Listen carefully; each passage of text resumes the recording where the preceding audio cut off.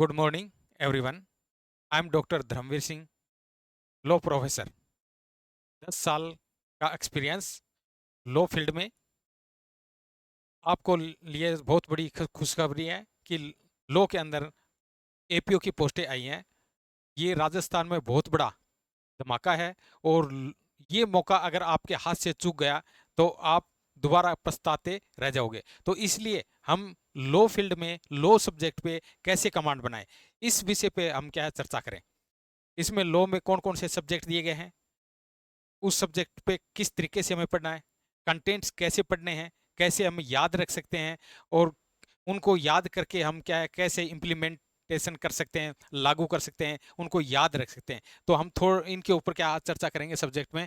जो ये सिलेबस दे रखा है, Rajasthan public service commission Ajmer में ने ये पोस्टें निकाली है। इसमें लॉ का जो पार्ट दे रखा है, इसमें जो पुराने और नए दोनों ही क्या है सिलेबस में डाले हैं आपके। तो इसमें सबसे पहले हम आईपीसी का जो पार्ट है उसमें देखेंगे। आईपीसी का और जो आपका बीएनएस है, दोनों ही क्या है कंटेंट्स तो सेम है, लेकिन इसकी जो क्रम है, सेक्शन का जो क्रम है वो ही चेंज हुआ है। लगभग लगभग तो वही पुरानी बातें ही हैं हमें, लेकिन हमें क्या है इसको कंपैरिजन करते हुए अगर पढ़ोगे तो दोनों चीजें एक साथ याद हो जाएंगी। तो हमें क्या है कंपैरिजन टेबल वाइज इनको पढ़ोगे और बीएनएस में कौन से सेक्शन में ये कंटेंट्स के हैं और आपके जो आईपीसी में कौन से कंटेंट्स है वो सेम ही है। तो इस तरीके से हमें क्या इनको पढ़ना है। तो आईपीसी में आपका जो इंट्रोडक्शन पार्ट जो दे रखा है, उसके अंदर आपको सेक्शन 1 से लेकर 4 तक दे रखा है।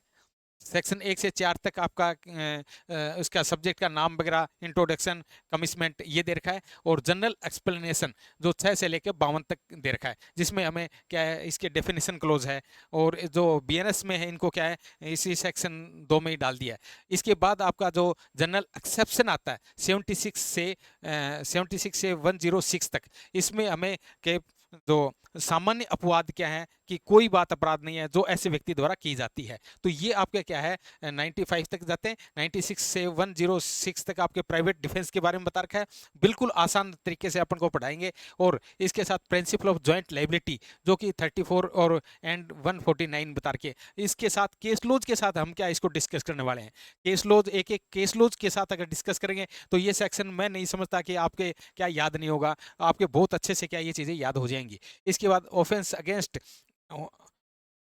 यानी इसके बाद आपके क्या है offence against the human body 299 और 377। तो ये तो बहुत ही इंपॉर्टेंट सेक्शन है। यानी अगर लोग के स्टूडेंट हो, आपको अगर ये नहीं आता है 299 और 377 तक, यानी जो आपके मर्डर और होमिसाइड केपेबल क्या होता है इसके बारे में रेक गोविंदा का कोई केस तो दे ही रखा है। वो तो हर स्टूडेंट को याद है। ये छोटी छोटी चीजें तो क्या हर स्टूडेंट को है, लेकिन हमें यानी नए जजमेंट कौन क्या आए हुए हैं या नई जो बातें क्या आई हुई है, सुप्रीम कोर्ट हाई कोर्ट ने क्या क्या कहा है, तो वो चीजें हमें क्या है लिखनी होती है। ये पुरानी बातें तो हर कोई लिखेगा, लेकिन हमें क्या इनको नए चीजों के साथ क्या है याद करना है। इसके बाद अगला जो पार्ट आपका दे रखा है, यानी ऑफेंस अगेंस्ट प्रॉपर्टी 378 से 462। तो इसमें आपके चोरी से संबंधित आ गए, यानी चोरी के बाद आपके क्या है अन्य ऑफेंस आगे जो आपके डॉक्यूमेंट्स फोर्जरी वगैरह हैं, तो पूरा एक चैप्टर दे रखा है। तो इसमें भी डिटेल, तो जो आपका आईपीसी से संबंधित है जो छोटा ही पार्ट है, इतना बड़ा ज़्यादा है नहीं, लेकिन इसमें इंट्रोडक्शन आ गया, जनरल एक्सप्लेनेशन आ गया, जनरल एक्सेप्शन आ गए, प्रिंसिपल ऑफ जॉइंट लाइबिलिटी आ गई, offence against of the human body आ गया। इसके बाद ऑफेंस अगेंस्ट प्रॉपर्टी ये आ गया। इसके बाद आपका सीआरपीसी का जो पार्ट है, जो नया आपका क्या बन गया बीएनएसएस आ गई। बीएनएसएस 2023 है जो वो इसके जगह लागू कर दी। सेम वही आईपीसी में था, वही प्रोविजन यहाँ बना दिए गए। तो इसके संबंध में हमें क्या है कौन कौन से पार्ट देने, तो इसके संबंध में हम ये देख रहे हैं।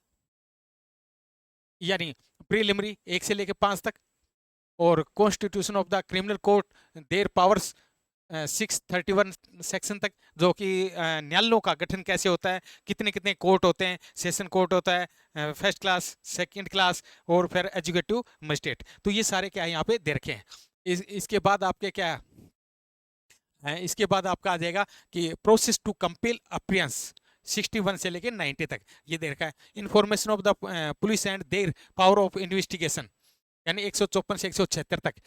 चार्ज चार्ज का भी पार्ट बहुत अच्छा है, इससे भी ऑब्जेक्टिव क्वेश्चन बहुत अच्छे बनेंगे। और trial of warrant case by magistrate section 238 से 250 तक, trial of summon cases by magistrate 251 से 259 तक, समरी ट्रायल 260 से 265 तक, बेल एंड बॉन्ड 436 से 439 तक। ये आपका पार्ट छोटा सा पार्ट है, यानी यही पार्ट क्या आपका बीएनएसएस कवर करेगा और यही पार्ट आपका क्या है सीआरपीसी करेगा। तो ये सिर्फ हमारा नाम ही चेंज हो रहा है, क्या है, नाम ही चेंज हो रहा है, कंटेंट सेम ही रहेंगे और थोड़ा सा इसका क्रम है क्या वो चेंज हुआ है, तो इतना ही है इसमें। इसके बाद आपको क्या है, एविडेंस, इंडियन एविडेंस एक्ट 1872। तो यहाँ पर हमें क्या भारतीय साक्ष्य अधिनियम यानी 2023 है वो पढ़ना पड़ेगा। इसमें भी आपका सिलेबस डिसाइड कर रखा है, थोड़ा ही सिलेबस है। प्रीलिमिनरी सेक्शन 1 से लेकर 4 तक, रेलेवेंसी ऑफ एक्ट यानी 5 से 11, 24 से 30, 32, 45, 51, 52, 55 और विटनेस 118 से 134 तक। तो ये बहुत ही छोटा सा सिलेबस है, इसमें कोई ज़्यादा घबराने वाली बात नहीं है। लॉ के ऊपर अगर आपको कमांड बनानी है तो हमारे साथ जुड़िए और लॉ के लिए आपको क्या है संपर्क कीजिए, जिससे हम क्या आपको बहुत अच्छी बेहतरीन तैयारी करवा पाएँ। और इसके साथ साथ आपके जो अलग जो माइनर एक्ट दिए हैं, माइनर एक्ट दिए हैं वो भी कोई ज़्यादा नहीं है। ये भी क्या है, SC/ST एक्ट है। इसमें आप एक 3 नंबर सेक्शन पे ही उलझ के रह जाते हो, वो सेक्शन तो क्या है ज़्यादातर पूछते नहीं, और इसमें काफ़ी जो सब क्लोज दे रखे हैं उस पर उलझते रहते हैं, याद करते रहते हैं, दूसरे सेक्शन हम छोड़ देते हैं, उस पर ज़्यादा फोकस दें तो उससे क्या है आप ज़्यादा अच्छा कवर कर पाओगे। तो ये SC/ST एक्ट है, इसमें प्रिलिमिनरी सेक्शन 1, 2 और एट्रोसिटी 3 से लेकर 9 तक, यानी थोड़ा सा सिलेबस दे रखा है। प्री आपकी बिल्कुल क्लियर हो जाएगी, इसमें घबराने वाली कोई बात नहीं है। आर्म्स एक्ट, आर्म्स एक्ट में सेक्शन 1, 2 प्रिलिमिनरी है। Acquisition of possession, manufacturing, sale, import, export and transport of arms section 3 से लेकर 12 तक। पावर एंड प्रोसीजर 19 से लेकर 24 बी तक आपका दे रखा है।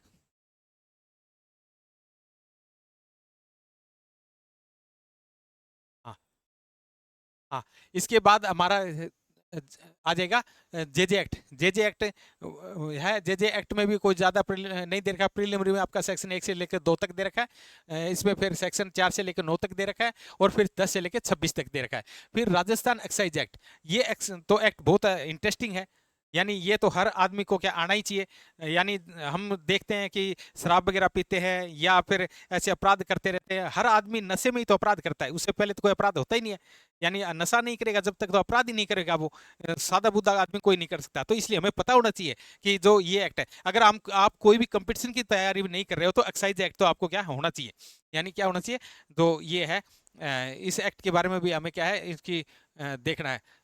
एक्साइज एक्ट आ गया। इसके बाद थोड़े से सेक्शन इसमें दे रखे हैं, प्रोटेक्शन चिल्ड्रन सेक्सुअल हरेसमेंट, तो पोक्सो एक्ट दे रखा है। पोक्सो एक्ट भी हमें क्या है अच्छे से आना चाहिए, इसमें भी अच्छे अच्छे कंटेंट्स दे रखे हैं और याद रखने में भी हमें क्या सहूलियत रहेगी। इसके बाद आपका जो आजकल ज़्यादातर क्या है परीक्षाएं क्या हो रही हैं, यानी ज़्यादातर परीक्षाओं में क्या है पेपर आउट हो रहे हैं या नकलें कराई जा रही हैं। तो ये एक्ट हमारे को क्या है बहुत अच्छी जानकारी भी देता है, और ये हमें पढ़ने के लिए अगर सिलेबस में जोड़ा है तो हमें अच्छी चीज़ें सिखाने के लिए भी क्या है, हम जब एपीओ बनेंगे तो हम इन चीज़ों के ऊपर क्या है लगाम भी लगा सकें, या इनको जब अब ऐसे केसेज आते हैं तो उनको ठीक तरीके से कोर्ट में पेश भी कर पाएँ, इसलिए हमारे सिलेबस में क्या ये चीज़ें जोड़ी गई हैं। तो ये आपका क्या है एग्जामिनेशन अनफेयर मीन्स एक्ट जो है ये छोटा सा एक्ट है, और ये इसको बहुत अच्छे से आपको 1 से लेकर 10 सेक्शन इसमें दे रखे हैं। प्रोबेशन एक्ट, प्रोबेशन एक्ट भी आपका क्या है बहुत अच्छा है।